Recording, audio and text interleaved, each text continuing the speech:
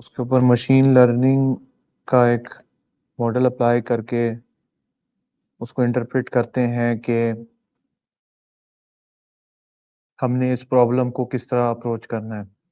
ये हमारा गोल क्या था कि हमारे पास डाटा है कंपनी का जिसमें हर एम्प्लॉय की कुछ हमारे पास इंफॉर्मेशन है कॉलम्स के अंदर, और हमें ये देखना है कि कौन सी इंफॉर्मेशन या कौन सा एट्रीब्यूट सबसे ज़्यादा कंट्रीब्यूट करता है एब्सेंटीज के ऊपर, कि which of the attributes will lead to higher number of absentees.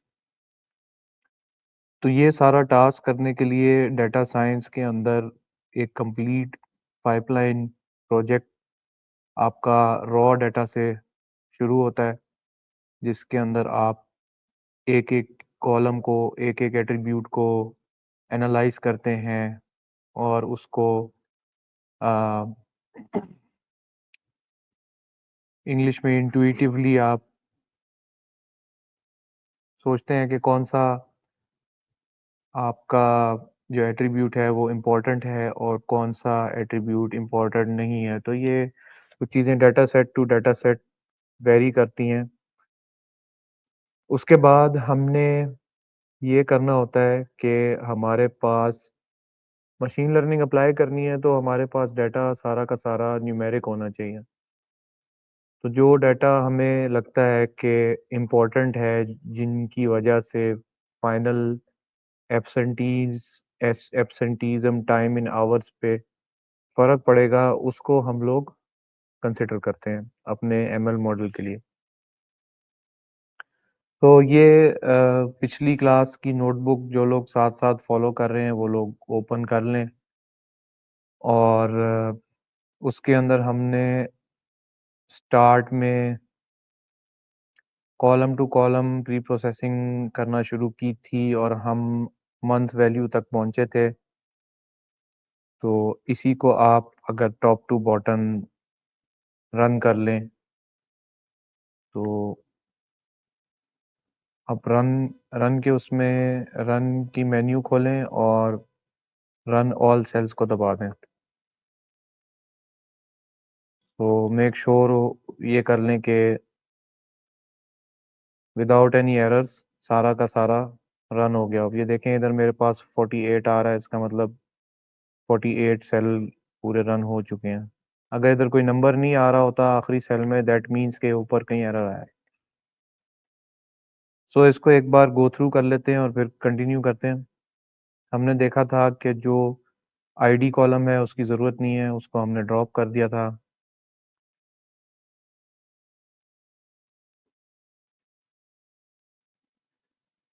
Then हमने नल वैल्यूज़ देखी, कोई नल वैल्यूज़ नहीं थी, आईडी कॉलम को हमने ड्रॉप कर दिया। And then reason for absence को हमने जब देखा, तो रीज़न फॉर एब्सेंस आप आपको देखते ही समझ में आ जानी चाहिए कि ये तो काफ़ी इम्पोर्टेंट फीचर है, या एट्रीब्यूट कह लें। मशीन लर्निंग की सेंस में इसको फीचर कहते हैं, डाटा साइंस की सेंस में इसको एट्रीब्यूट कहा जाता है, और आप इसको वेरिएबल भी कह सकते हैं। तो reason for absence is very important, एक बहुत इम्पोर्टेंट चीज़ है रीज़न फॉर एब्सेंस, एब्सेंट होने के लिए। तो उसको हमने जब देखा, तो हमें पता लगा कि इस इन नंबर्स की कोई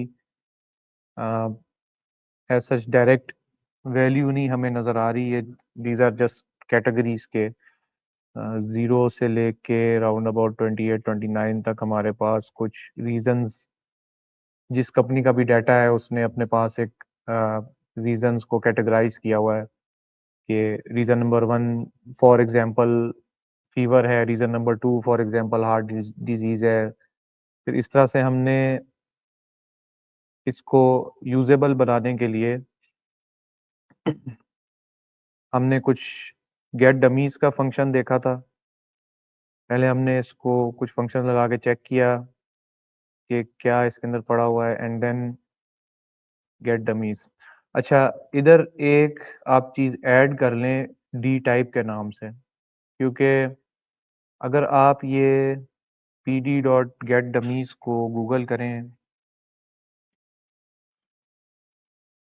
तो pandas की डॉक्यूमेंटेशन आपके पास आ जाएगी। तो इसके अंदर आप देखें इन्होंने लिखा हुआ है ईच वेरिएबल, ठीक है, convert categorical variable into dummy indicator variables. Each variable is converted in as many 0, 1 variables as there are different values.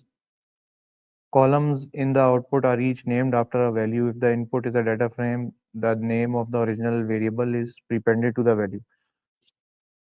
ठीक है, तो 0, 1 वैल्यूज की जगह हमारे पास ट्रू फॉल्स आ रहा है, क्योंकि अगर आप इसका पैरामीटर में डी टाइप देखें तो इसकी टाइप बूल है और आप स्पेसिफाई कर सकते हैं। तो आप इसके अंदर अभी रन ऑल हो चुका है, तो मैं क्या करूँगा, कर्नल को रीस्टार्ट कर लूँगा, kernel restart kernel and clear outputs of all cells, क्योंकि मैं इसको चेंज करना चाहता हूँ। अगर मैं इधर ही चेंज करके रन कर दूंगा तो मसला आ सकता है डाटा में। हो सकता है मैंने कोई ऑपरेशन परफॉर्म किया हो, कोई रो निकाली हो, कोई कॉलम ऐड किया हो, तो वो फिर मसला बन सकता है। तो इसलिए बेहतर यही है कि लोगों के पास एरर आते हैं, बार बार एक सेल को रन करते हैं। आपने अगर कोई मॉडिफिकेशन करनी है, आपके पास पूरा पूरा बैकअप नहीं है, आप कर्नल को restart and clear outputs of all cells करें एंड देन आप इस सेल तक सारी चीज़ें रन कर लें। ठीक है, तो ये थोड़े से सेल हैं, आप पहले सेल को क्लिक करें और शिफ्ट एंटर दबाते रहें एज मैनी टाइम्स जब तक आप वहाँ नहीं पहुँचते। तो मैं शिफ्ट एंटर दबाते दबाते अब यहाँ तक मैं पहुँच गया हूँ।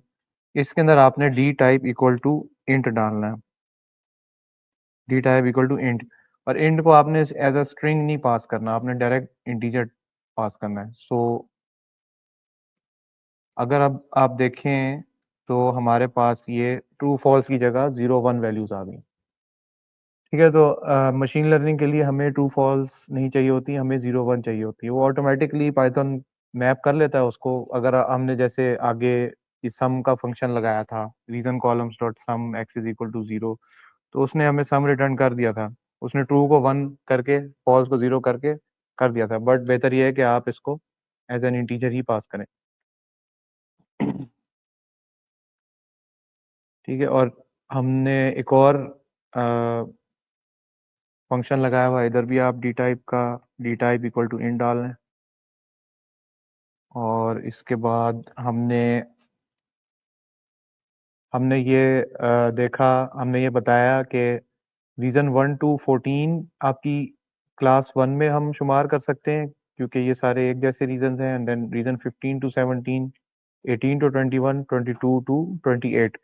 सो फॉर एग्जांपल मैं कहता हूँ कि 1 टू 14 डिजीज़ की वजह से हैं, 15 टू 17 कुछ मैटरनल इश्यूज की वजह से हैं, 18 टू 21 में कुछ एक्सीडेंट वगैरह, एंड देन 22 टू 28 कुछ फैमिली प्रॉब्लम्स, इस तरह की चीज़ें, इस तरह की रीज़न फॉर एब्सेंटीज पड़ी हुई हैं। तो बजाय इसके कि एक एक डिफरेंट को देखा जाए, डिजीज़ के अंदर जैसे 14 डिजीज़ पड़े हुए हैं, हम डिजीज़ को एक ही क्लास में डाल देते हैं। तो इसलिए हमने ये सारी एक्सरसाइज की थी। तो आगे आप इसको एज इट इज़ रन कर लें। तो हम लोग यहाँ पे पहुंचे थे कि हमारे पास डेट का कॉलम था, and then transportation expense, distance work, age, daily. अब ये इसके अंदर पूरा शो नहीं हो रहा, तो थोड़ा सा जूम आउट करके अगर देखते हैं। डाटा फ्रेम हमारे पास कौन सा है, D F reason mod, D F reason बॉड मॉड डॉट कॉलम्स चेक कर लें विदाउट ब्रैकेट्स। इसको अगर आप डॉट वैल्यूज कर लें तो वो आपको एरे की फॉर्म में दे देगा। एरे की फॉर्म में करना ज़्यादा बेहतर इसलिए होता है क्योंकि ज़्यादातर एरेज आपकी यूज़ होती हैं जो पेंडास के अंदर भी काफ़ी काम आती हैं। So date, transportation expense, distance to work, age, daily workload average, body mass index, education, children, pets, absenteeism time in hours, season type 1, type 2, type 3, type 4, month value. अच्छा, हमने इसको लास्ट टाइम हमने रीजन टाइप को हमने पहले नहीं लिख लिया था, कर लिया था ना? तो ये इसके अंदर क्यों नहीं रिफ्लेक्ट हो रहा? pd डॉट कॉनकैट, चलें इसको, पता नहीं मेरे पास क्यों ये डिलीट हो गए हैं। चलें इसको सही कर लेते हैं। यहाँ से आप इसको कॉपी करें। ओरिजिनल डाटा फ्रेम हमारे पास क्या था? Reason, date and then transportation से लेके पेट्स तक। तो ट्रांसपोर्टेशन से लेके पेट्स तक, ठीक है। कॉलम नेम्स की लिस्ट में आप इसको डाल लें। एक्सेस नहीं दिया मैंने, ये कॉलम नेम्स, नहीं नहीं कॉलम नेम को डियर सीजन मोड, हमने लास्ट टाइम इसी तरह किया था लिस्ट में डाल के इसको। सिंपल कॉलम नेम्स पास कर दूं, columns equal to column names. नहीं वो गलत हो गया, वो डाटा फ्रेम की शेप ही बदल गई है। इस तरह करके देख लेते हैं इसको। df vision mod dot column, हमने ये किया था ना ऊपर, रीऑर्डर वाला फंक्शन यूज किया था। df dot columns equal to new columns.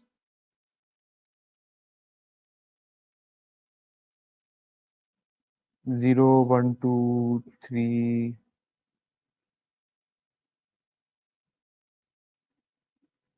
हाँ ये हमने किया हुआ था ना, तो इसको आप, थोड़ा सा गलत हो गया है। इसको हमने सिर्फ रीअरेंज करना था, हमने अभी रीअरेंजिंग वाला काम नहीं किया पहले। रीजन फॉर एब्सेंस, तो we start and run all करते हैं। df रीजन मॉड,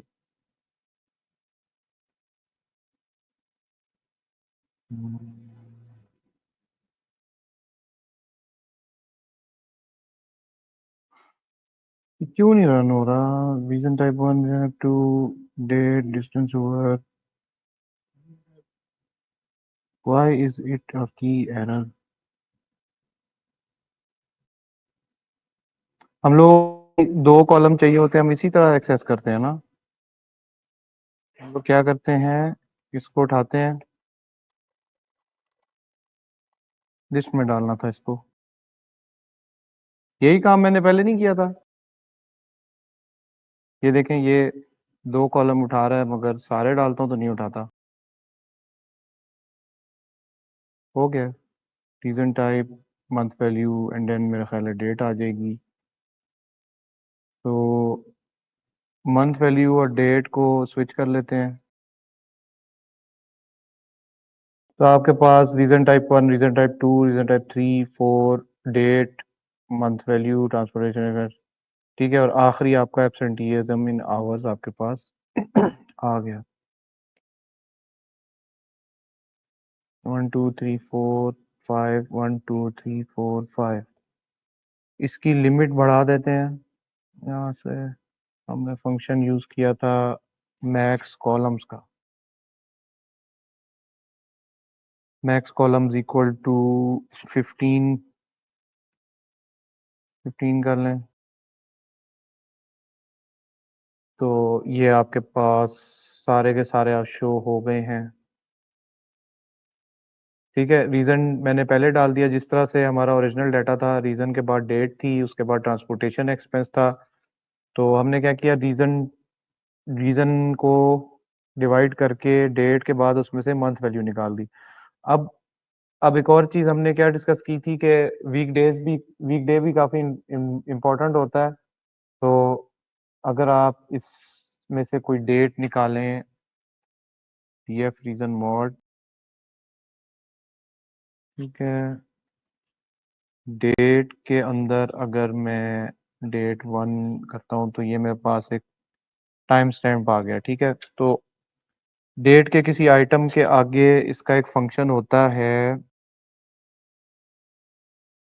वीकडे। अगर आप लगाएं तो ये देखें आपको 1 रिटर्न कर रहा है, या ये 99 वाली इंडेक्स की चेक करके दिखाता हूँ।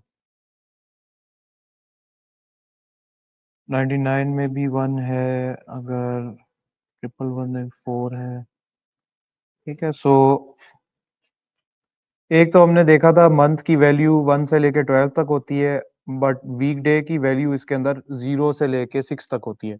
0 बीइंग मंडे, 1 बीइंग ट्यूसडे। सो अगर आप 99 देखें 2031/5/2018, तो ये प्रोबेबली आपका क्या होगा, ट्यूसडे होगा, राइट? थर्सडे। 31/5/2018, एक सेकेंड, ये 1/12/2015 निकाल रहे हैं। 1/12/2015। अब ये देखें ये कैसे कैसे इसमें एरर्स आते हैं। ये पहले इधर क्या आ रहा था, खुद ब खुद ही ये चेंज हो गया, मैंने कुछ भी नहीं किया। ये इधर 99 आ रहा था, हालांकि ये लास्ट 5 रोज दिखा रहा है। तो अगर ये वाली 31/5/2018 आपने देखनी है, जो कि थर्सडे निकला था, तो वो 699 करके आएगी, ठीक है। इसके आगे डॉट वीकडे लगाएं, 0 1 2 3 मंडे ट्यूसडे वेडनेसडे थर्सडे, ठीक है।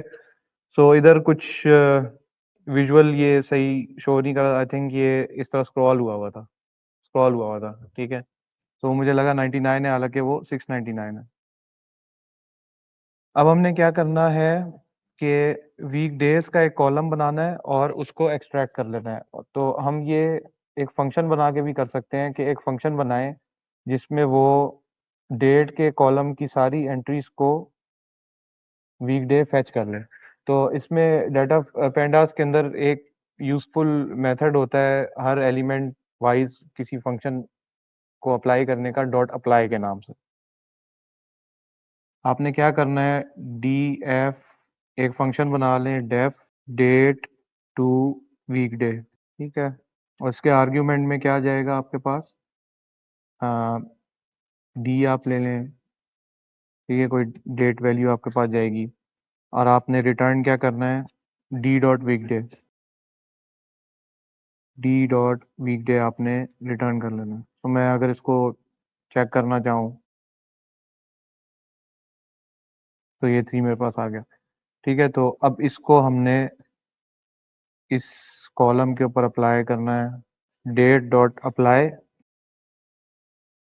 डेट टू वीकडे, ठीक है। आपने आर्ग्यूमेंट नहीं देना, ये ऑटोमेटिकली आर्ग्यूमेंट पास कर देगा। तो ये देखें आपके पास हर 0 से लेके 699 की एक प्रोबेबली सीरीज रिटर्न हुई होगी। आप इसकी टाइप चेक करके देख लें,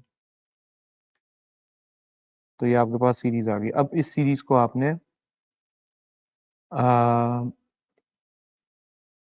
आप उसको असाइन कर दें। इधर आप डाल दें वीकडे का कॉलम, ठीक है। वीकडे के कॉलम में क्या चीज़ आ जाएगी आपके पास, reason mod date dot apply, ये वाला सीरीज आपके पास आ जाना चाहिए। अब ये एक वार्निंग दे रहा है, एरर नहीं है, this is just a warning, a value in is trying to be set on a copy of a slice, ठीक है, इंस्टेड सीधा, ठीक है। वो कह रहा है कि इसके कुछ ड्रॉबैक्स हैं, ये इतना प्रेफरेबल नहीं होगा। तो अभी हम देख लेते हैं इसने क्या किया है। ये आखिर में वीकडे का आपके पास कॉलम आ गया। अब इस वीकडे को मंथ वैल्यू के बाद डालना है। इसको उठाएं, कॉपी करें, मंथ वैल्यू के बाद आप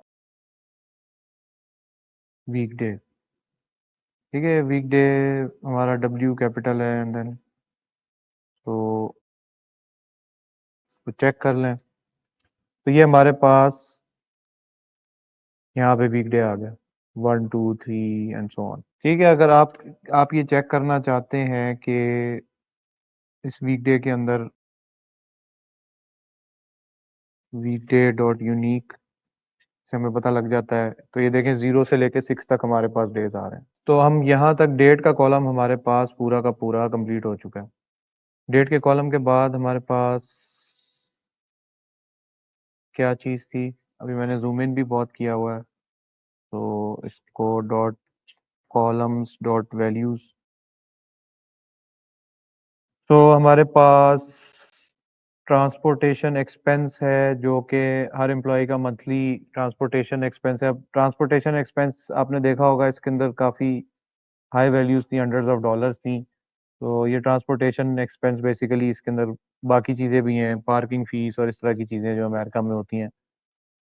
ठीक है, and then body mass index है हमारे पास, और sorry, distance to work, age, daily workload average, body mass index. तो आप इसका इन्फो करके देख लें, आपको सबकी टाइप्स पता लग जाएंगी।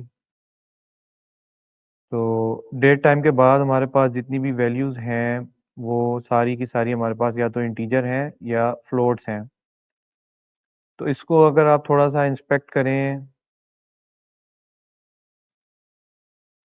ट्रांसपोर्टेशन एक्सपेंस हमारे पास इंटीजर है, तो ये आ, एक न्यूमेरिकल वैल्यू है, ठीक है, एक आप उसको काउंट कर सकते हैं। And then distance to work भी एक न्यूमेरिकल वैल्यू है। एज अलबत्ता कैटेगोरिकल वैल्यू है, ठीक है। Daily workload average, that is also numerical. Body mass index numerical है, ठीक है। तो अगर आप इन चीज़ों को थोड़ा सा इंस्पेक्ट करें, तो हम क्या कहेंगे कि इन चीज़ों को हम एज इट इज़ यूज़ कर सकते हैं, ठीक है, क्योंकि इन चीज़ों से सम वॉट में भी हमारे एंड रिजल्ट में फ़र्क पड़ता हो। ठीक है, फिर एजुकेशन पे आ जाएं। एजुकेशन भी इंटीजर है, इसको भी हम डायरेक्टली यूज़ कर सकते हैं। फिर number of children, number of pets, ठीक है। सो इन सब को आप अगर इन सब पे आप यूनिक अप्लाई करके देखें, ठीक है, हमारे पास ट्रांसपोर्टेशन एक्सपेंस, आ गया, and then distance to work, ठीक है, उसके बाद हमारे पास क्या है, एज है, and then daily workload average, daily workload average, then body mass index. तो ये देखें, ट्रांसपोर्टेशन एक्सपेंस में हमारे पास इतनी सारी यूनिक वैल्यूज़ हैं, ठीक है, जो कि रिपीट हो रही होंगी, फेयर इनफ। फिर डिस्टेंस टू वर्क में हमारे पास इस तरह की कुछ वैल्यूज़ हैं, डिफरेंट डिस्टेंसेस स्टोर हुए हुए हैं, एंड देन एज में आप देखें हमारे पास डिफरेंट एजेस हैं। फिर डेली वर्कलोड एवरेज में हमारे पास ये अमाउंट्स आ रही हैं। ये जो डेली वर्कलोड एवरेज है, इसमें आपके पास नंबर ऑफ मिनट्स आ रहे हैं डेली वर्कलोड के, ठीक है। तो आप इसको आवर्स में कन्वर्ट करें तो ये तकरीबन 4 बनते हैं। वैसे तो बहुत कम है, 8 9 होने चाहिए, बट इस डेटा सेट में हमारे पास 4 हैं। फिर बॉडी मास इंडेक्स हर एम्प्लॉय का, इसमें भी काफ़ी यूनिक वैल्यूज़ हैं। बॉडी मास इंडेक्स को आप लें तो इससे भी फ़र्क पड़ सकता है, हम कम से कम वेरिएबल्स निकालेंगे अपने एनालिसिस के अंदर। देन आप एजुकेशन, चिल्ड्रन, पेट्स, ठीक है। तो एजुकेशन में आप देखें तो सिर्फ 4 यूनिक वैल्यूज़ हैं, ठीक है। सो इसमें रेपिटिशन बहुत ज़्यादा होगी। जैसे आप इधर देखें अगर किधर है एजुकेशन, तो ये देखें सारी वैल्यूज़ डिफरेंट है। मशीन लर्निंग मॉडल आपने जब भी अप्लाई करना है ना तो उसका हर मशीन लर्निंग मॉडल जैसा मर्ज़ी हो, उसके लिए बेस्ट प्रैक्टिस यही होती है आपका डाटा बैलेंस्ड हो। ठीक है? बैलेंस डाटा का मतलब ये है कि जितनी वैल्यूज़ आपके पास हैं वो बैलेंस्ड आउट हो। ये नहीं कि एक ही वैल्यू कई दफ़ा रिपीट हो रही हो। तो आप अगर एजुकेशन में देखें तो ये 1 1 1 1 1 1 एंड देन 2 1 2 3, सो ये इसमें रिपिटिशन बहुत ज़्यादा है एंड अ, ये वैल्यूज़ भी सिर्फ़ 4 यूनिक वैल्यूज़ हैं। ठीक है? तो इसको हम फर्दर एनालिसिस इसका इस तरह कर सकते हैं कि आप इसको डॉट इन्फो, इसमें एक फंक्शन होता है कि आप हर वैल्यू का काउंट देखें, I think that is called count values, नहीं या वैल्यू काउंट होता है, अभी सर्च कर लेते हैं इसको। Count different values in column in pandas। ठीक है, तो हर चीज का फंक्शन होता है, ये आपके सामने आ गया वैल्यू अंडरस्कोर काउंट्स। ठीक है, तो आप इसको value underscore counts, I think bracket डालना, हाँ ब्रैकेट डालना था। सो ये देखें इसमें आपको क्या नज़र आता है कि एजुकेशन 1 2 3 4, तो ये सॉर्ट हुए में हाईएस्ट टू लोएस्ट है। ठीक है, 1 सबसे ज़्यादा है, उसके बाद नंबर 3 है, फिर 2 है, फिर 4 है। अब पेंडास इसलिए भी बहुत एफिशिएंट है एनालिसिस में क्योंकि अब देखें हमने इसमें से ये चीज़ देखनी है कि हमारे पास किसकी वैल्यू क्या है, तो डाटा एनालिसिस में अगर आपके पास सॉर्टेड डाटा हो तो आपका काम ईज़ी हो जाता है। तो उसने ऑलरेडी मुझे बजाय इसके कि इंडेक्स से सॉर्ट करे इनकी वैल्यू से 1 2 3 4, उसने मुझे जो सबसे ज़्यादा वैल्यू आई है वो पहले, उसके बाद असेंडिंग में शो कर दी। सो इसमें अगर आप देखें ये एक इस तरह की चीज़ है कि फॉर एग्ज़ाम्पल एजुकेशन 1 आपकी आ जाती है हाई स्कूल में and then 3 graduate, 2 post graduate and 4 आप कह लें पीएचडीज़। सो इसको बैलेंस आउट करने का एक तरीका ये है कि आप अ, एक तो मैंने आपको ये बात बताई थी कि एक चीज़ ये होती है कि आपका डाटा बैलेंस हो। सॉरी थोड़ा-सा मैंने गलत चीज़ बोल दी थी।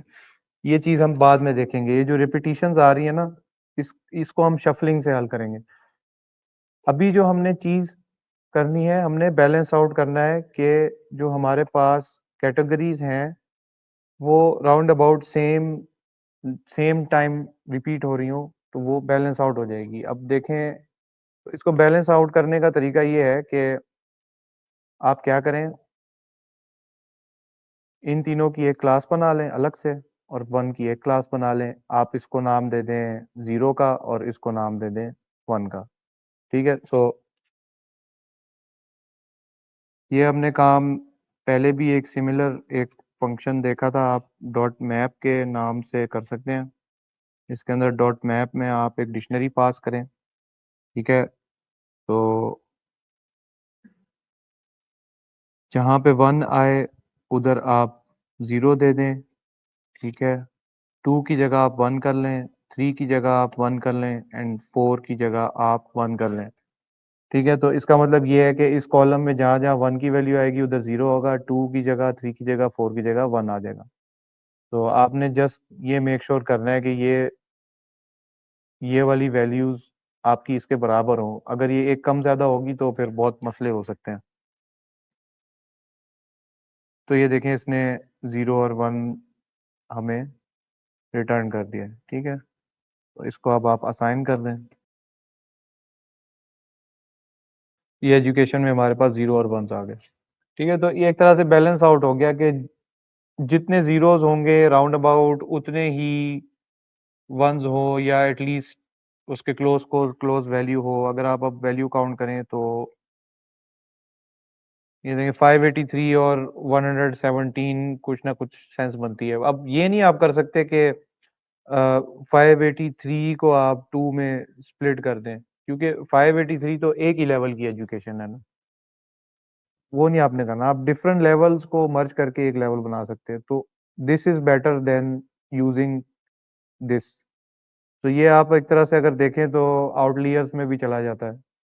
अगर हम इसको डायरेक्ट यूज़ करें तो इस कॉलम के जो आउटलियर्स हैं वो हमारे पास ये निकल आएँगे, 440 हो सकता है 73 भी आ जाए उसके अंदर, ठीक है? तो ये एक तरह के आउटलियर्स हैं।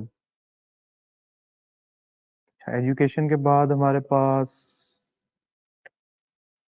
चिल्ड्रन, पेट्स एंड देन ये हमने चीज़ हमने बेसिकली ये निकालना है कि नंबर ऑफ एब्सेंट आवर्स किस किस एट्रीब्यूट पे ज़्यादा डिपेंडेंट हैं।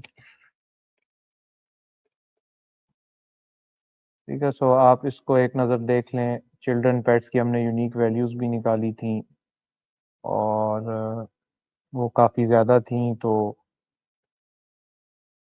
दैट मीन्स के it is more balanced than the education. तो इसके अंदर हमारे पास प्री प्रोसेसिंग स्टेप यहीं तक था, जो पिछली क्लास में रह गया था। ठीक है, सो अब हमारे पास ये प्री प्रोसेस हो चुका है। इसको आप सेव कर लें। df रीजन मॉड, इसमें हम मशीन लर्निंग के लिए अलग प्री प्रोसेसिंग लगाएंगे। ये आपकी एक तरह से डाटा क्लीनिंग में आ गया था। ठीक है, तो ये सारी चीज़ें एक तरह से डाटा क्लीनिंग में आ रही थी। अभी आपकी प्री प्रोसेसिंग सही वाली बाद में स्टार्ट होगी। तो हमने हमने क्या किया, हमने अब मैप कर दिया कि ज़ीरो जो है वो हाई स्कूल एजुकेशन है और वन इज़ हायर एजुकेशन। तो अगर आप देखें हायर एजुकेशन में बैचलर, मास्टर, पीएचडी तीनों आते हैं। हमने वो काम कर लिया। हमने दूसरी तरह उसको उसको क्लासिफाई दूसरी तरह कर लिया। ठीक है? कम से कम डाटा की इंटेग्रिटी हमने छेड़ी कम से कम, और ज़्यादा से ज़्यादा उसको बैलेंस करने की कोशिश की। ठीक है? आप और चीज़ें भी ट्राई कर सकते हैं। ऐसा नहीं है कि अब आपने यही करना है। ठीक है? ये एक्सरसाइज़ में जो काम आपको मैं कर के दिखा रहा हूँ ना, ये सारे काम ऐसे हैं कि एक चीज़ है, मोर और लेस फुल कंप्लीट तो नहीं है। एक होल एक डाटा एनालिसिस में जो चीज़ें आपको एनकाउंटर होती हैं, तो वो सारी की सारी आपको एक-एक दिखाई जा रही है कि ये भी हो सकता है, ये भी हो सकता है, depending on the data set. ये आप इसको दूसरी तरह आप इसको ना करें, आप इसको एज़ इट इज़ यूज़ कर लें। ठीक है? मगर बेहतर ये होता है कि आपका डाटा बैलेंस्ड आउट हो, तो हमने करके देख लिया। ठीक है? तो आपकी बात सही है, हम इसको डायरेक्ट भी यूज़ कर सकते हैं, उसमें हर्ज कोई नहीं है। मगर बेहतर ये होता है कि हम इस तरह कर लें। तो मशीन लर्निंग में ये चीज़ें बहुत होती हैं, ये जो वेग किस्म की चीज़ें हैं ना, ये एआई के अंदर बहुत ज़्यादा है। ठीक है? आपको हर चीज़ कर के ट्राई करनी पड़ती है कि इससे क्या फ़र्क पड़ रहा है, इससे क्या फ़र्क पड़ रहा है। तो वो भी हम अभी आगे एक्सरसाइज़ में देखेंगे। तो अब हमने क्या किया, कॉलम 1 से लेके कॉलम 14, इसमें या 14 या 15 कॉलम्स हैं, अभी 16 हो चुके हैं। तो हमने सारे कॉलम्स को प्री प्रोसेस कर दिया। ठीक है? अगर आप इसकी लेंथ चेक करें तो 13 है। पीएफ रीजन मोड इधर 16 आ रही है।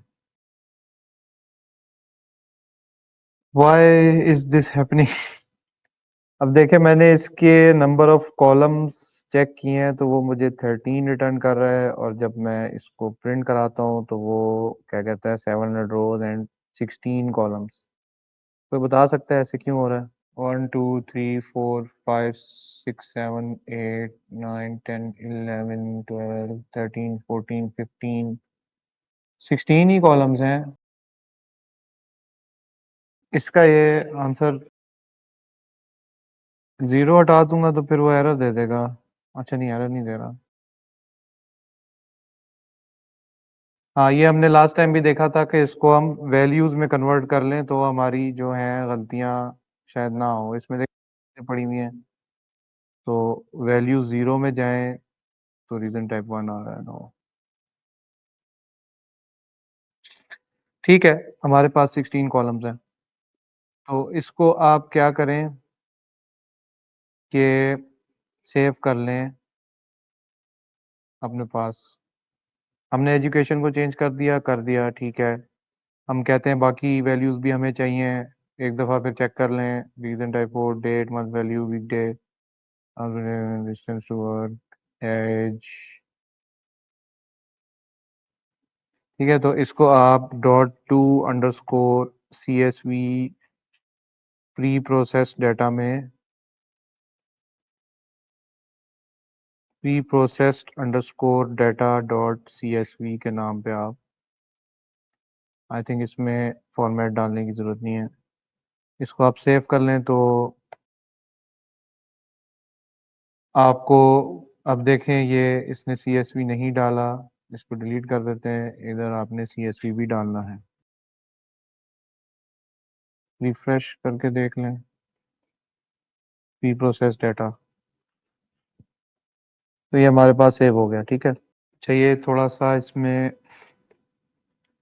मिस्टेक ये हो गई है कि आप लोगों ने भी याद नहीं दिलाया। ये डेट देखें, हमारे पास नॉन न्यूमेरिकल वैल्यू है, बाकी सारी की सारी न्यूमेरिकल है। इसकी टाइप जो है वो टाइम स्टैम्प है, तो ये मसला करेगी हमारे ML मॉडल के साथ। तो इसको निकालना है। प्री प्रोसेस डाटा जो सेव हुआ है उसको आप डिलीट कर दें। ठीक है, यहाँ से डिलीट हो गया। और फिर df रीजन मॉड के अंदर आपने जस्ट ड्रॉप कर लेना है कॉलम अपना। df reason mod dot drop, आगे डेट, आई गेस ये लिस्ट में पास होती है, और उसके आगे x इज इक्वल टू 1, ऐसे ही है। हाँ, ये आपके पास डेट इसमें से डिलीट हो गया। 15 कॉलम्स आपके पास आ गए। सो आप या तो इन प्लेस लगा लें या फिर उसको असाइन कर दें। इस डेटा को आप सेव कर लें जिसके अंदर सारी की सारी न्यूमेरिक वैल्यूज आपके पास आ गई। तो आप इसको इस तरह भी चेक कर सकते हैं। आप .info एक दफ़ा लगा के चेक कर लें। तो ये आपके पास सारी इंटीजर और फ्लोट्स आ गई हैं। इसको आप सेव कर लें। अच्छा, ML मॉडल के लिए एक नई नोटबुक बना लेते हैं। इसको आप यहाँ से शट डाउन कर लें। सारे का सारा जुपिटर ही ना शट डाउन कर दे आप, बेहतर है इधर रनिंग में से आके इसको सेपरेटली शट डाउन कर दें।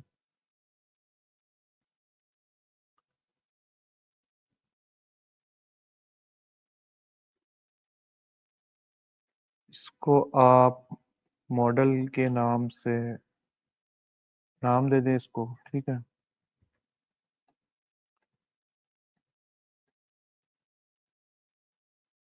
numpy और pandas तो इंपोर्ट करने ही करने होते हैं,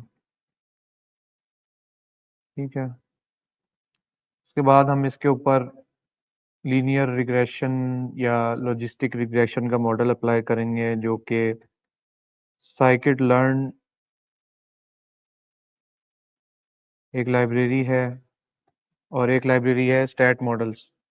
स्टैट्स मॉडल्स के नाम से भी एक लाइब्रेरी है, और एक आपके पास साइकिट लर्न की लाइब्रेरी है, जिसके अंदर आपके पास डिफरेंट मशीन लर्निंग मॉडल्स होते हैं।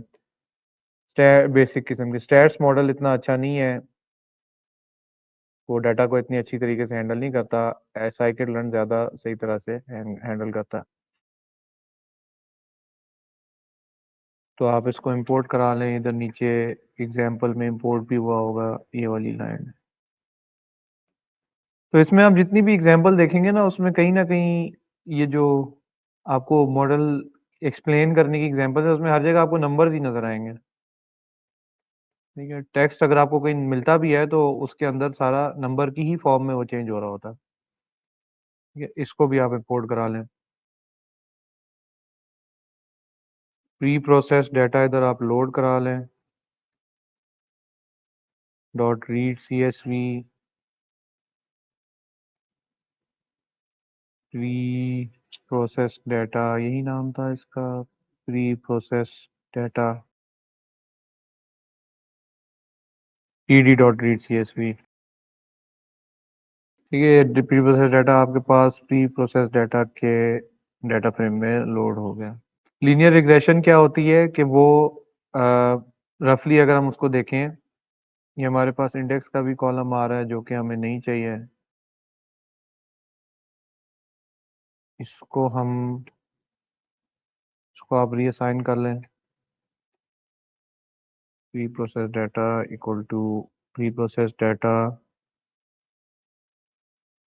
डॉट आई लॉग कर लें, सारी रोज कॉमा कॉलम आपके 1 से ऑनवर्ड्स सारे के सारे।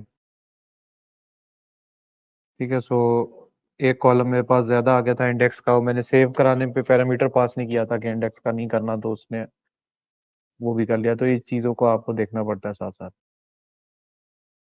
अब हमने इसके अंदर एक ऐसा मशीन लर्निंग मॉडल हम छोटा सा अप्लाई करके देखेंगे कि जिससे हम ये देखेंगे कि वो मॉडल उस मॉडल को कौन से एट्रीब्यूट ज़्यादा अफेक्ट कर रहे हैं एब्सेंटीज़म टाइम इन आवर्स प्रिडिक्ट करने के लिए। ठीक है, हम ये सारे पहले वाले कॉलम्स यूज़ करेंगे and we will predict the absenteeism time in hours.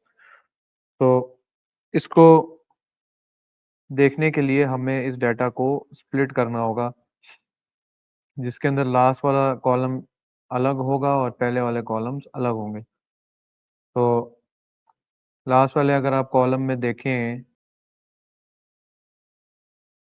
तो हमारे पास बहुत सारी वैल्यूज़ आ रही हैं। ठीक है, तो जो सा मशीन लर्निंग मॉडल हम अप्लाई करने जा रहे हैं उसके लिए हमें सिर्फ 2 वैल्यूज़ चाहिए।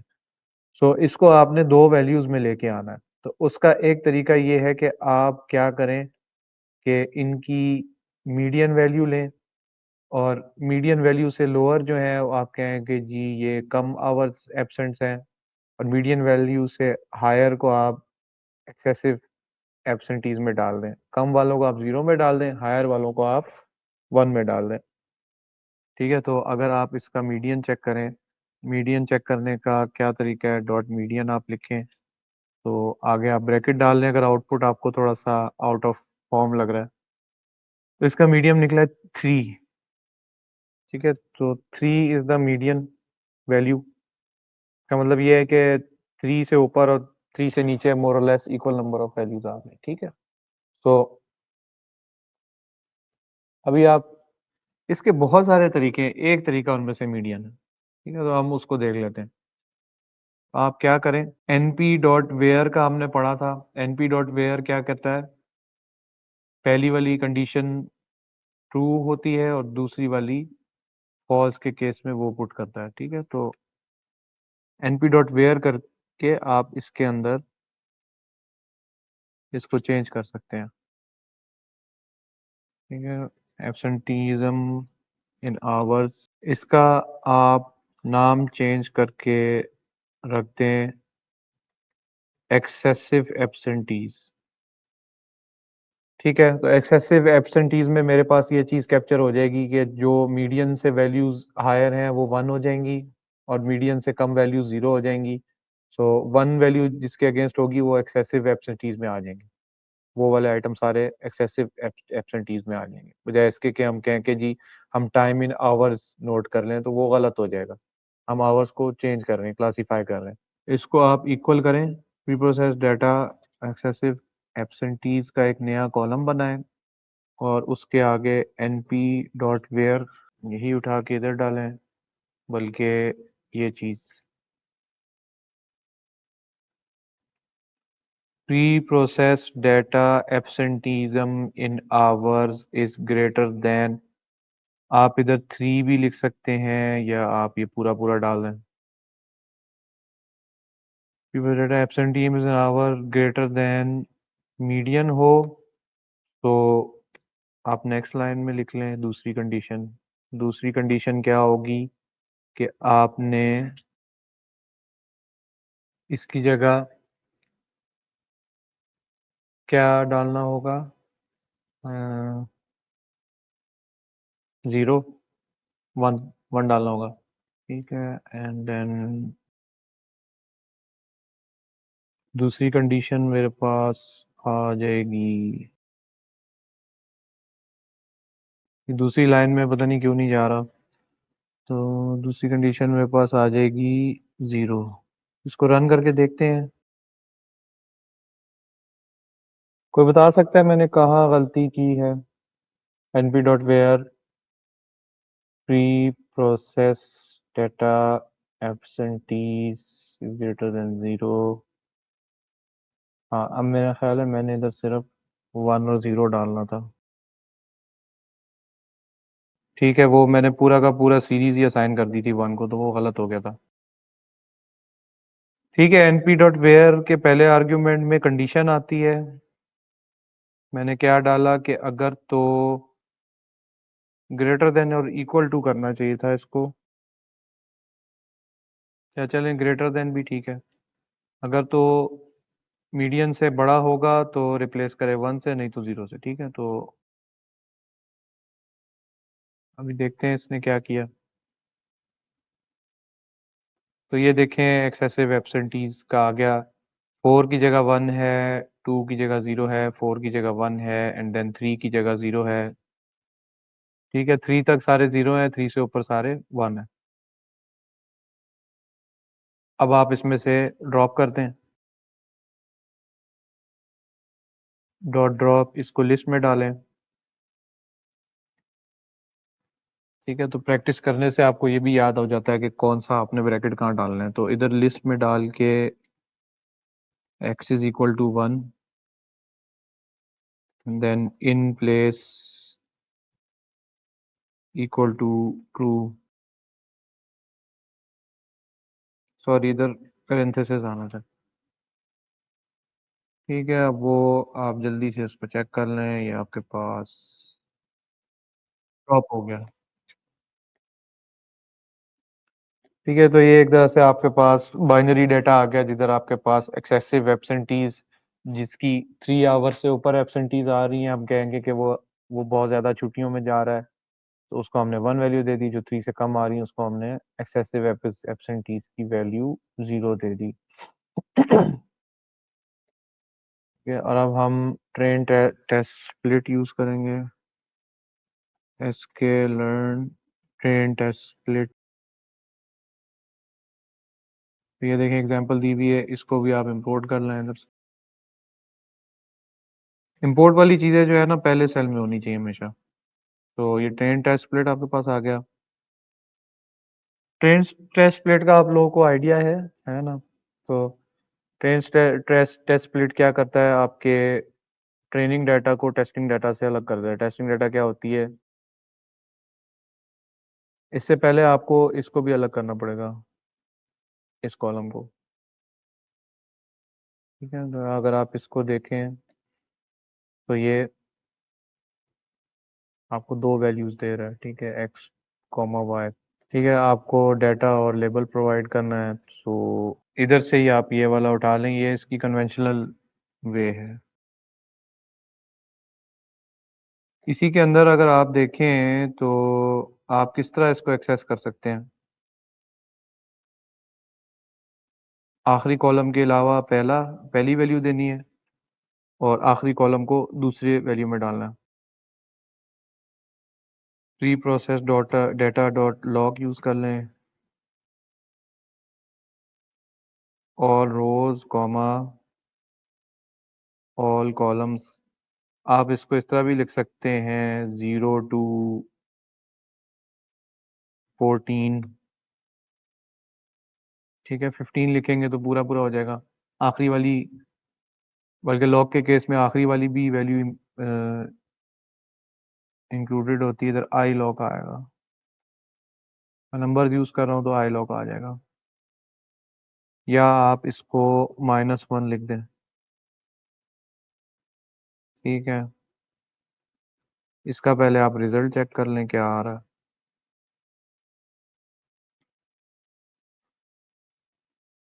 ठीक है, 14 कॉलम्स आखिरी को हटा के इसने दे दी। और अगर आप इस कॉलन के बगैर रन करते हैं तो ये आपको आखिरी कॉलम दे देगा।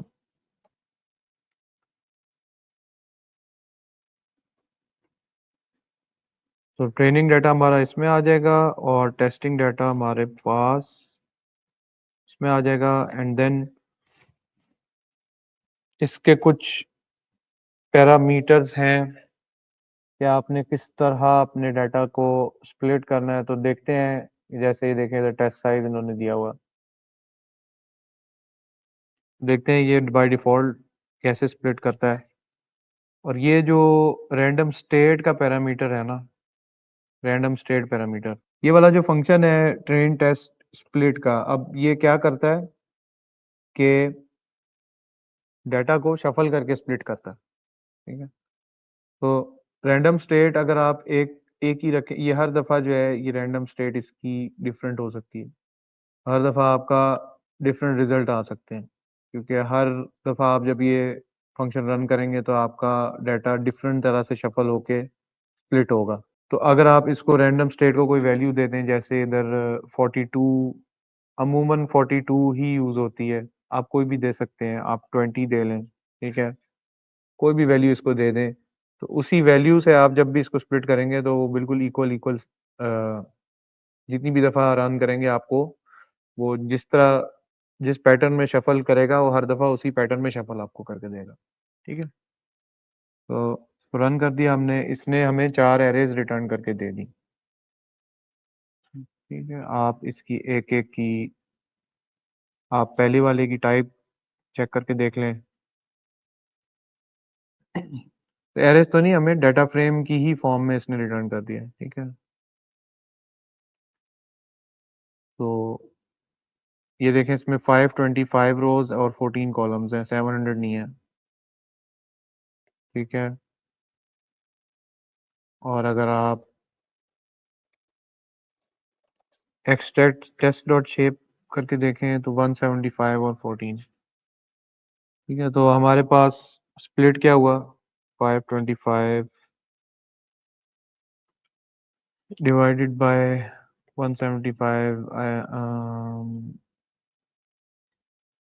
525 डिवाइडेड बाय 700, 0.75। मतलब इसने बाय डिफॉल्ट 75-25% स्प्लिट किया डाटा। या अगर आप इधर साइज प्रोवाइड कर दें तो अमूमन ये देखें इन्होंने 0.33 दिया है टेस्ट साइज। मोस्ट कॉमन इसमें 0.2 होता है टेस्ट साइज, तो इसमें बाय डिफॉल्ट 0.75 है। फेयर इनफ, ठीक है, हम ये यूज़ कर सकते हैं। तो इसके ऊपर आप रिग्रेशन अप्लाई करने के लिए एक लीनियर रिग्रेशन का ऑब्जेक्ट इंस्टेंशिएट करें। ठीक है, उसको नाम दे दें रेग का। ये आपने एक ऑब्जेक्ट बना लिया है।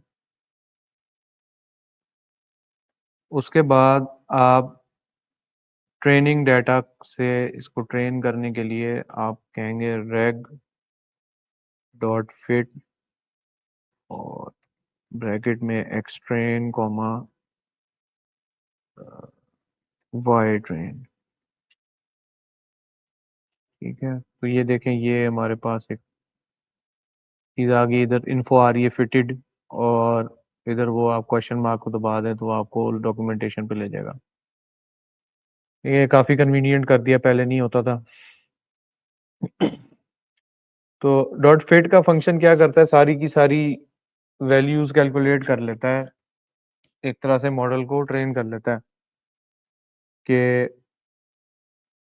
एक्स ट्रेन को वो मैप कर देता है इस 0 या 1 वैल्यूज पे। ठीक है, तो अब हमारे पास हो गया है ट्रेन। इसकी अगर हम चेक करना चाहें कि कितना सही ट्रेन है, आप रेग डॉट प्रिडिक्ट आगे आप डालें एक्स ट्रेन, तो ये तो आपको प्रिडिक्शन निकाल कर दे रहा है। रेग डॉट स्कोर, स्कोर क्या आ गया आपके में,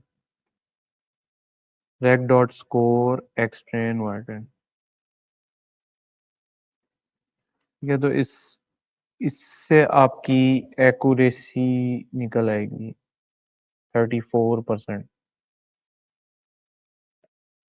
ठीक है, सो ये बहुत ही गंदी एक्यूरेसी है। इसको भी आप इंपोर्ट करा लें, सबसे ऊपर ही इंपोर्ट करा लें स्टैंडर्ड स्केलर। ठीक है, तो ये देखिए इन्होंने स्टैंडर्ड स्केलर डॉट प्रिंट करेंगे तो आपके पास scaled data equal to standard scaler, आप इसके अंदर अपना डेटा डालें एक्स ट्रेन, या आप इसी को डाल दें प्री प्रोसेस डाटा को। ठीक है, आखिरी कॉलम निकाल को आप इसमें डाल दें टू वर गिवन। ओहो, इसको आपने पहले इनिशियलाइज करना है। ठीक है, उसके बाद स्केल्ड डाटा डॉट फिट, आगे ब्रैकेट में वो वाला डाटा जिसमें आपको स्केलिंग करनी है। ठीक है, उसके बाद आप स्केल डाटा को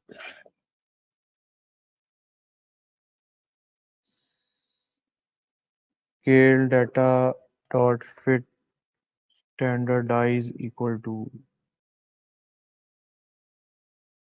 स्केल डाटा डॉट फिट क्या करता है आपकी आ, हर चीज का इसके अंदर शो नहीं हो रहा, हर चीज हर वैल्यू हर कॉलम का मीन और स्टैंडर्ड डिविएशन कैलकुलेट करके अपने पास रख लेता है। ठीक है, उसके बाद आपने करना होता है scale data dot transform. Transform ही देखें जिस तरह इसकी लाइब्रेरी में हुआ है।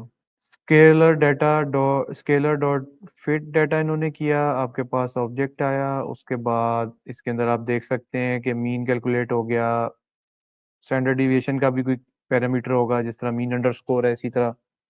उसके बाद डॉट पर ट्रांसफॉर्म आप करेंगे तो आपको फिर डाटा मिलेगा। ठीक है, तो स्केल डाटा डॉट ट्रांसफॉर्म आप, ये आपके पास आ गया एरे की फॉर्म में।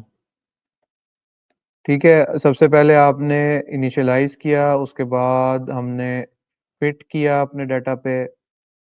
फिट में उसने क्या किया, हर कॉलम का मीन और स्टैंडर्ड डेविएशन वगैरह वगैरह उसने कैलकुलेट कर लिए। उसके बाद जब आपने डॉट ट्रांसफॉर्म के अंदर डाटा को डाला तो उसने हर डाटा को ट्रांसफॉर्म कर दिया और आपको नंपाई एरे की शक्ल में आपको डाटा दे दिया। ठीक है, तो अगर आप इसकी शेप चेक करें 700 बाई 14। ठीक है, हमें हमें उसने डाटा सारा नंपाई एरे की फॉर्म में दे दिया। 700 बाई 14 का क्या मतलब है, उसने इंडेक्सेस को इग्नोर कर दिया। राइट, इंडेक्स को उसने ट्रांसफॉर्म नहीं किया। तो अगर आप स्टैंडर्डाइज डाटा के अंदर आप जीरो देखें, वो भी आपको एक एरे ही रिटर्न करेगा 14 की। ठीक है, पहली रो आपके पास आ गई, ये आपके पास पहली रो पड़ी हुई है। तो इसमें देखें सारी वैल्यूज काफी मिलती जुलती हैं आपस में। ठीक है, तो अब हम क्या करेंगे, स्टैंडर्डाइज डाटा को स्प्लिट करते हैं।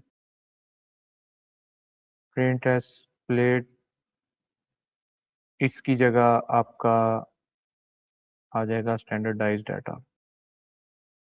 अब पहला क्योंकि नंपा एरे है तो बेहतर है दूसरा भी नंपा एरे हो, तो इसको अंदर आप क्या करते हैं, dot two underscore array. Dot to array के आगे ब्रैकेट आता है, ये आप चेक कर लें पहले, वो बेहतर है। Series object has no attribute dot to array dot values, right, dot values, dot values आपने करना, डॉट वैल्यूज से ये एरे में कन्वर्ट हो जाएगा। अब ये रन हो गया है, अब आप इसको चेक करें, आपके पास ये आ गया। ये पहले आपके पास क्या आ रहा था, पूरा का पूरा डाटा फ्रेम आ रहा था, ये वाला।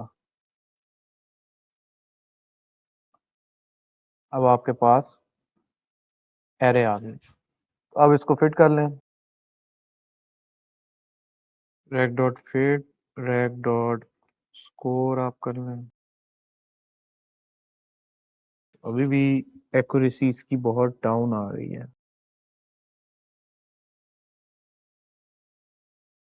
Reason type 1, type 2, type 3, type 4, month value, and then weekday, transportation expense, page, 0 and 1, 0।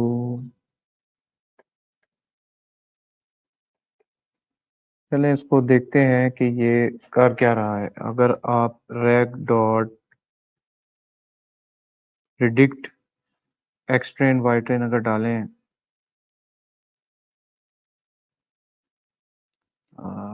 rec dot predict x train,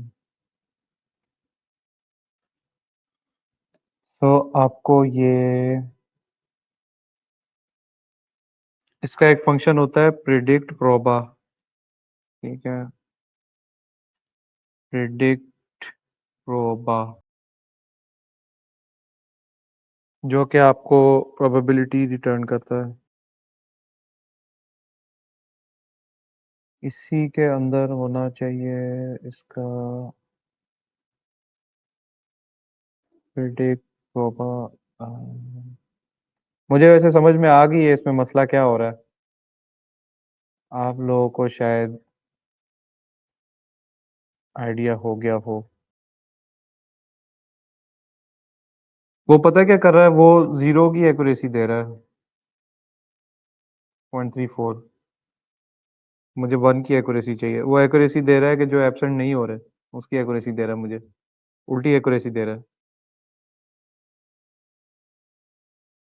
dot predict अगर हम करते हैं, so it is giving me these values.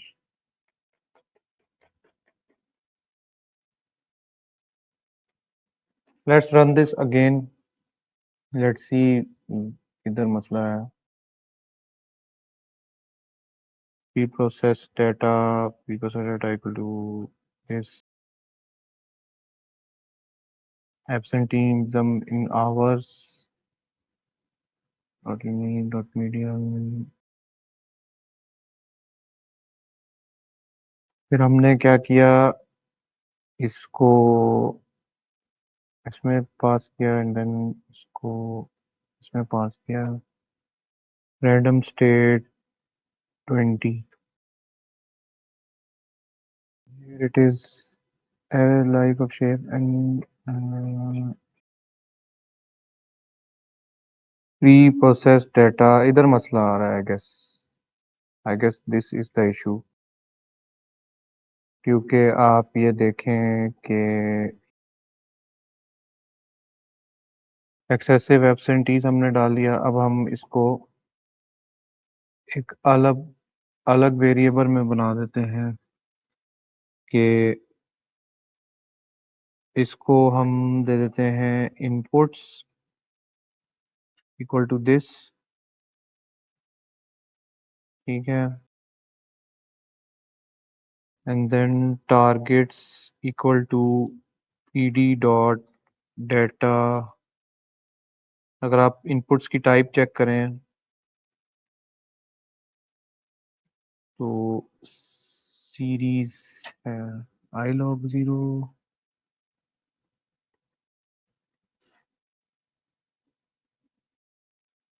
ये गड़बड़ हो गई।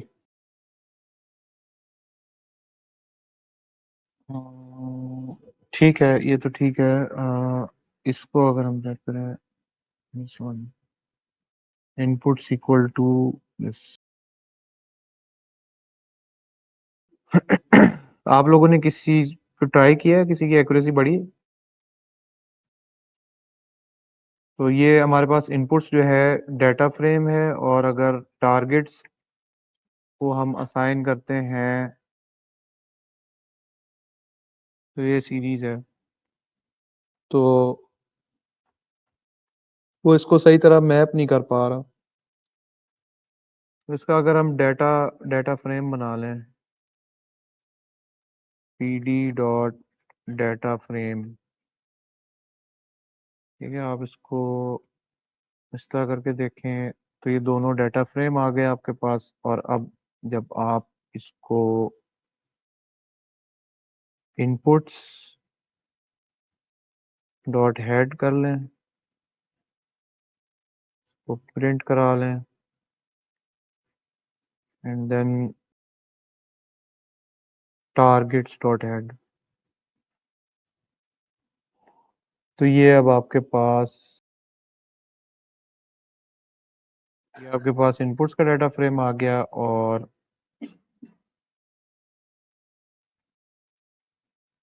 टारगेट्स का आपके पास बराबर का डाटा फ्रेम आ गया। तो अब आई थिंक ये इशू नहीं करेगा। इधर आप इनपुट्स डालें, देन इधर टारगेट्स डालें, एक्सट्रेन एक्टेस शेप, ठीक है,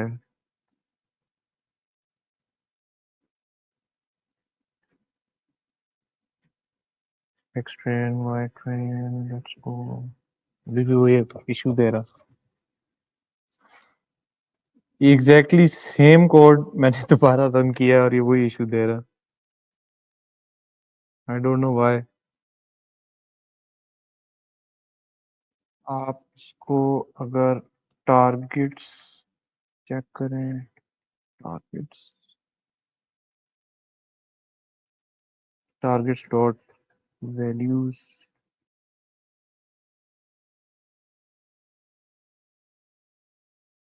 हाँ, मगर हम लोग फिलहाल इसका एनालिसिस करना है ना, लीनियर रिग्रेशन का। सो टाइप वन,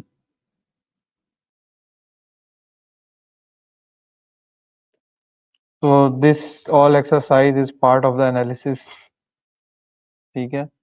हमारे पास एक्यूरेसी कम आई है, हमें एक्यूरेसी इतनी चाहिए कि जिससे हमारा एनालिसिस अच्छा हो, ठीक है। 35% एक्यूरेसी हमारे पास बहुत बुरी आ रही है, तो इसको एटलीस्ट 80% के करीब करीब होना चाहिए। तो हम इसको थोड़ा सा डिफरेंट तरह से अप्रोच करके देखते हैं, ठीक है। तो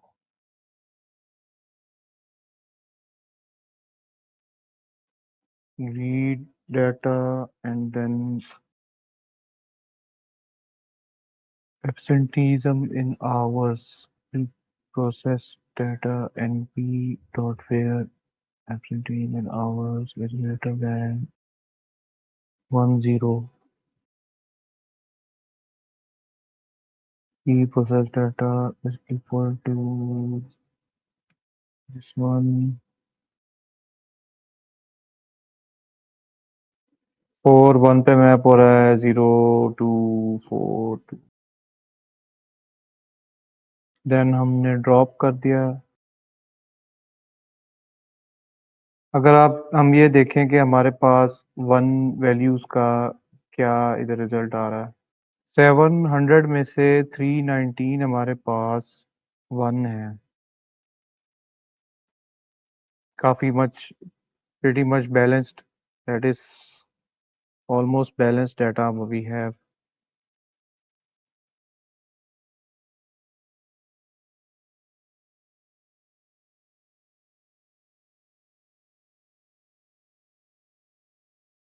तो आप लोग देख रहे हैं मसला हल हो गया। ये मैंने लॉजिस्टिक रिग्रेशन की जगह लीनियर रिग्रेशन लगा दी थी, जो कि नहीं करना चाहिए था। ट्रांसफॉर्म, इसका मैं अभी आपको डिफरेंस भी दिखा देता हूँ। डॉट स्कोर आएगा इधर। तो ये देखें, असल में हुआ ये कि क्लासिफिकेशन के लिए आपको लॉजिस्टिक रिग्रेशन यूज करना चाहिए और लीनियर रिग्रेशन आपको उस वक्त यूज करना चाहिए जब आप एग्जैक्ट वैल्यू प्रेडिक्ट कर रहे हो, ठीक है। सो मैंने इधर लीनियर रिग्रेशन की जगह लॉजिस्टिक रिग्रेशन यूज किया। आपकी बात सही थी, कोई और अगर यूज करके देख लें। सही है। वो मुझे आई थिंक सो कि वो लीनियर रिग्रेशन के केस में मुझे क्योंकि मुझे पता है इसकी एक्यूरेसी इतनी बुरी नहीं आती, सो किसी भी क्लासिफायर चेंज करके देखो तो इतना बड़ा फ़र्क नहीं आना चाहिए। तो आई थिंक इसलिए फ़र्क आ रहा है क्योंकि जो लीनियर रिग्रेशन का जो स्कोर फ़ंक्शन है ना, वो मुझे 0 की एक्यूरेसी दे रहा है, राइट? अब आप देखें कि इसमें राउंड अबाउट 35% आ रही है मेरे पास और लॉजिस्टिक के केस में मेरे पास राउंड अबाउट 73% आ रही है, ठीक है? सो बाकी जो 75 के बाद वाली जो वैल्यूज़ हैं वो उसकी वो एक्यूरेसी दे रहा है मुझे, ठीक है? सो आपने इधर लॉजिस्टिक रिग्रेशन यूज़ करना है ताकि हम अपना एनालिसिस सही-सही कर सकें, ठीक है?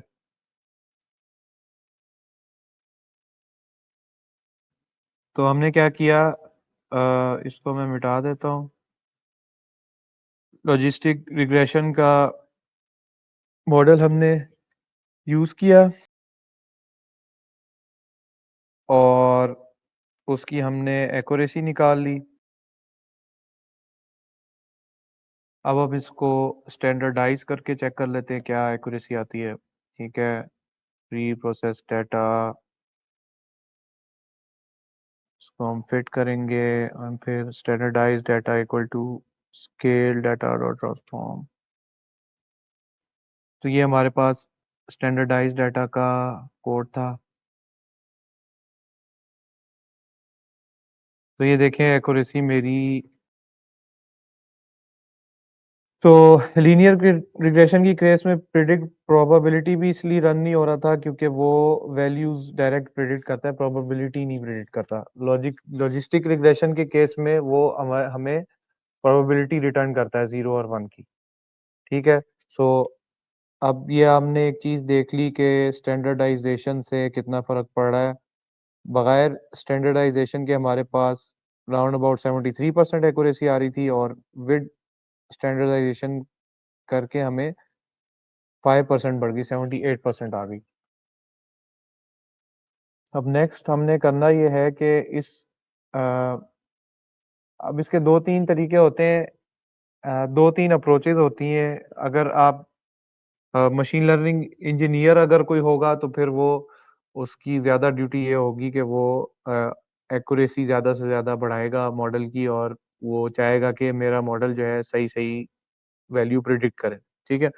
जो डेटा साइंटिस्ट होगा उसमें ज़्यादा चीज़ें एनालाइज़िंग में आ जाती हैं कि आप ये देखें कि कौन-सी वाली जो एट्रिब्यूट है आप एक्यूरेसी पे ज़्यादा फ़ोकस ना करें, आप एट्रिब्यूट के इफ़ेक्ट पे ज़्यादा फ़ोकस करें। तो अब हमने ये देखना है कि एट्रिब्यूट्स कह लें या फीचर्स कह लें कि कौन से फीचर्स ऐसे हैं कि जिसको हम यूज़ करें तो कौन से एक स्मॉल सबसेट ऑफ फीचर्स हैं, स्पेसिफिक फीचर्स जो सबसे ज़्यादा एब्सेंटीज़्म के ऊपर इफ़ेक्ट करेंगे। तो एक्यूरेसी का रोल वहाँ पे प्ले नहीं होता फिर।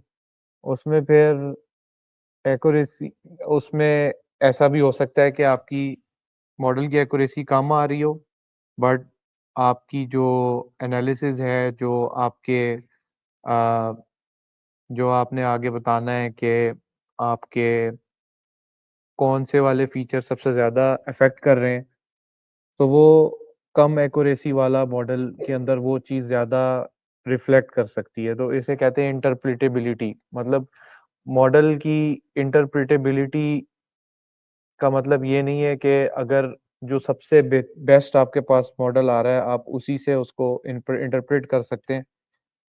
एज़ अ डेटा साइंटिस्ट आपने इसको इंट्यूटिवली देखना है कि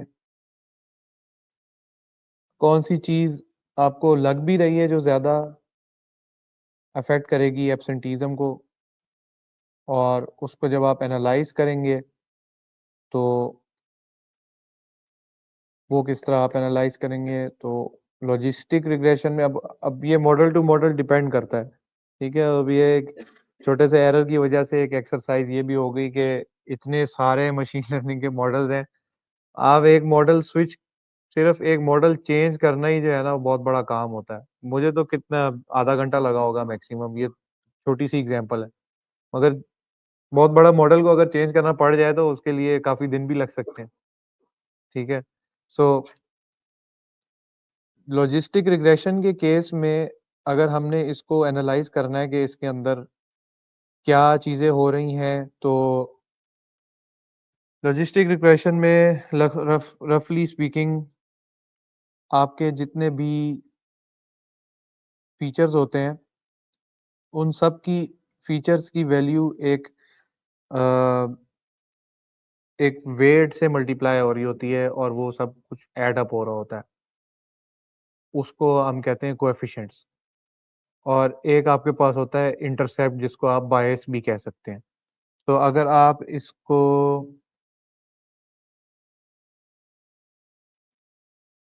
इसके ऑब्जेक्ट के आगे कोएफ अंडरस्कोर डालें तो ये आपको सारे के सारे कोएफ़िशिएंट्स रिटर्न कर देगा और अगर आप इसके आगे इंटरसेप्ट अंडरस्कोर डालें तो वो आपको एक इंटरसेप्ट भी रिटर्न कर देगा।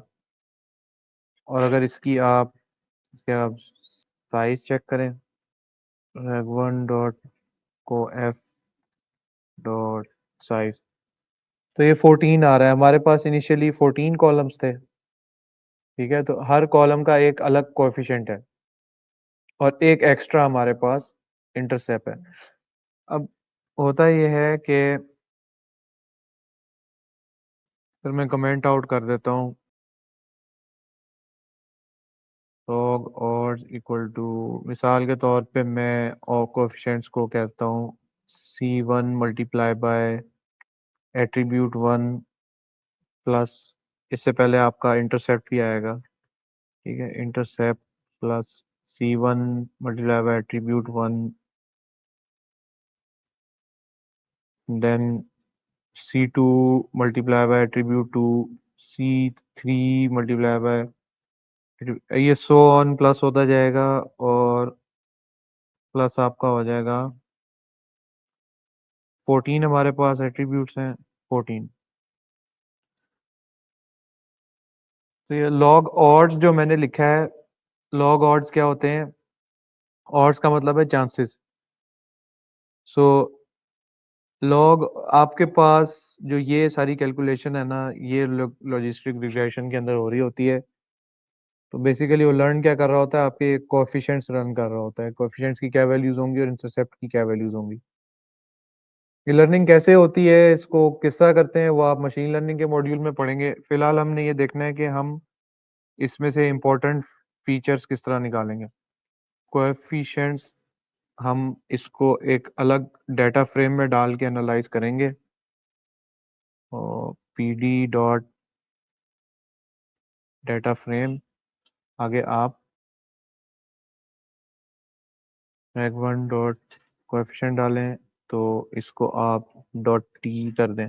डॉट टी से क्या होता है, ट्रांसपोर्ट हो जाता है नंपाई एरे का, ट्रांसपोज हो जाता है। वो मैंने डॉट टी नहीं डाला था तो उसने एक कॉलम के बजाय मुझे रोज में सारी वैल्यूज दे दी थी।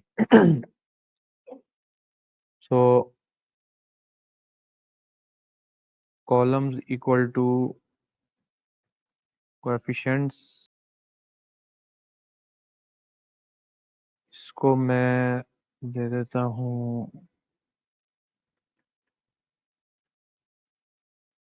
रिग्रेशन एनालिसिस इक्वल टू,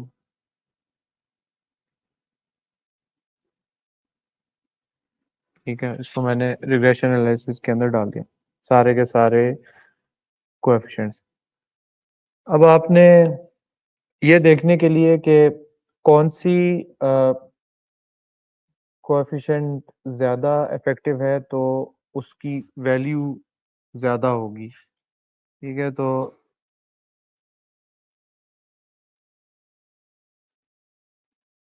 अगर आप ये देखें तो मुझे समझ में नहीं आ रहा कौन से की ज़्यादा है कौन सी की कम है, तो आप इसको सॉर्ट वैल्यूज लगा के सॉर्ट कर लें, या सॉर्ट वैल्यूज नहीं यूज़ होगा, डॉट सॉर्ट यूज़ होगा, डॉट सॉर्टिंग किस तरह होती थी? सॉर्टिंग ही मेरे ज़हन से निकल गई। सॉर्ट अंडरस्कोर वैल्यू सही होती थी ना? ब्रैकेट डालता हूँ तो वो मुझे इस तरह दे रहा है। ये सीरीज़ का फंक्शन है सॉर्ट वैल्यूज़। तो इधर मेरा ख़्याल है मुझे कोएफ़िशिएंट्स डालना चाहिए, if I am not wrong, और इसके आगे मैं ब्रैकेट डालूँ। सो ये देखें मेरे पास लो टू हाई सॉर्ट हो गया, ठीक है? तो इसी को मैं, इसका एक पैरामीटर है असेंडिंग इक्वल टू फॉल्स। आप कर लेंगे तो आपके पास हायर वैल्यू ऊपर हो जाएगी और लोअर वैल्यू नीचे आ जाएगी। तो ये देखें, ये सॉर्ट क्यों नहीं हुआ? इंडेक्स डालना है, असाइन करे बगैर करूँ ये वाली चीज़?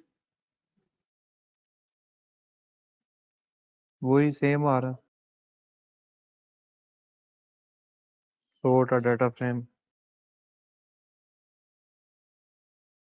if x is equal to 0 और इंडेक्स एक्सिस नहीं दिया ना, सिंपल एक्सिस ही देना था सिर्फ। बाय इक्वल टू, अभी इन्होंने बाय भी डाल दिया इसके अंदर।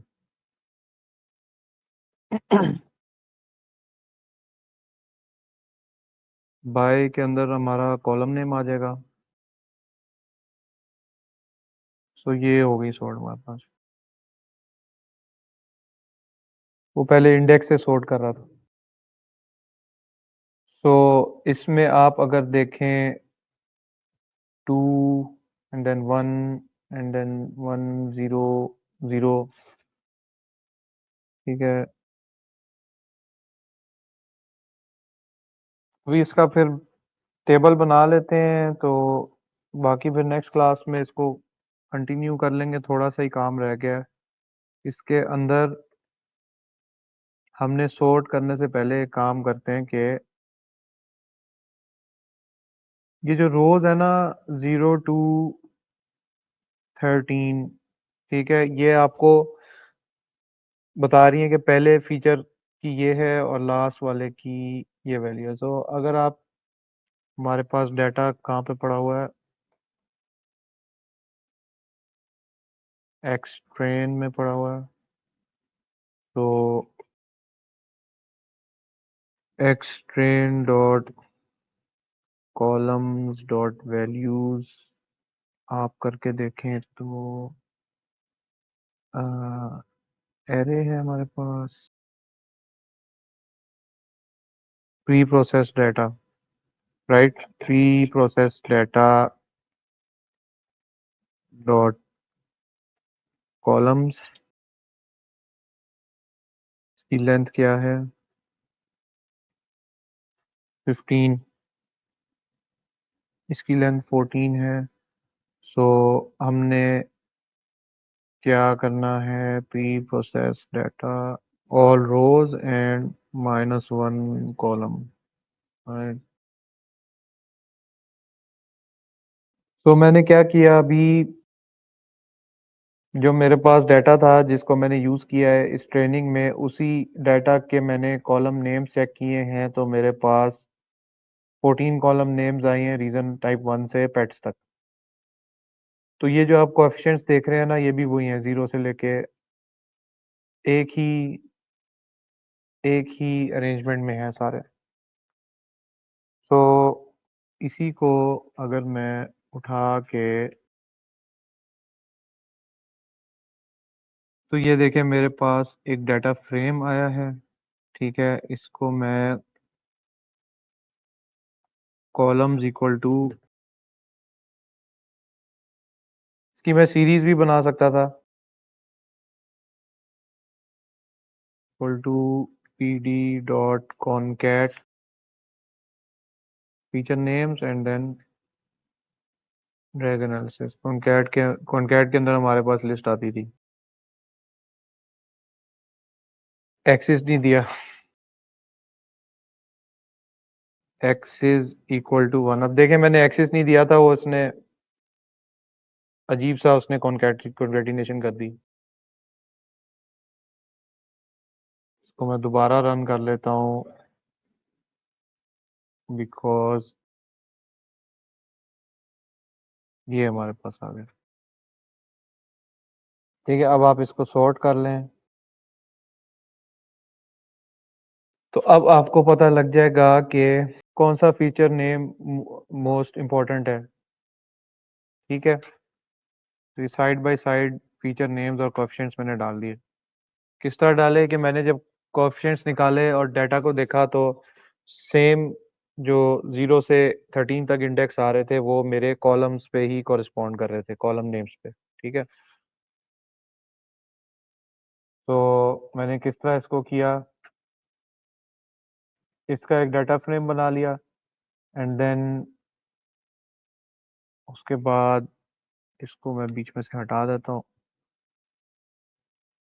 इसको मैंने कॉन्केटिनेशन का फंक्शन यूज करके कॉलम नेम्स इधर डाल दिए। ठीक है, तो इसमें अगर आप थोड़ा सा देखें तो रीजन टाइप 1, टाइप 3 और टाइप 4 टॉप पे हैं और सबसे बॉटम पे पेट्स हैं।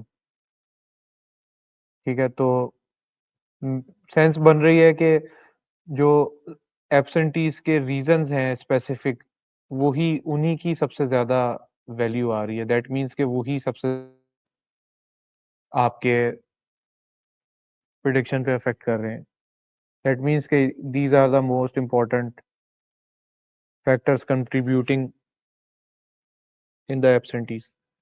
तो इसको हम फिर नेक्स्ट में कंटिन्यू करते हैं, उसके बाद फिर data analysis with chat GPT का टॉपिक मंडे को लास्ट क्लास में हम फिर